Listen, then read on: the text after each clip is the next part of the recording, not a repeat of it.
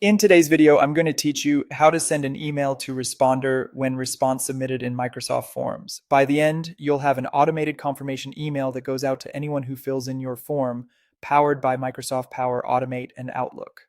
First, open a browser and go to powerautomate.microsoft.com. Then sign in with your work or school account. We'll build a simple flow that listens for a new form submission and then emails the respondent with their details. From the Power Automate homepage, select Create and choose Automated Cloud Flow. You can give your flow a clear name so it's easy to recognize later. In the trigger search box, type Forms and select the Microsoft Forms trigger called When a New Response is Submitted. This tells the flow to start the moment someone completes your form. Next, choose your specific form from the Form ID dropdown. If you don't see it, make sure you're the owner or have appropriate permissions. Selecting the exact form here ensures the flow only runs for that form's responses. Add a new step and search for the action Get Response Details from Microsoft Forms. Choose the same form ID again, and in the Response ID field, insert the dynamic content labeled Response ID from the trigger. And this step pulls in all the answers so you can use them in your email.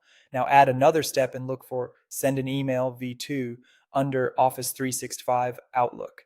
This is what sends the confirmation. In the To field, pick the respondent's email from dynamic content. Depending on your form, this may appear as responder's email or as the answer to a question where you asked for their email address. If you're using anonymous responses, make sure your form includes an email question so you have something to send to.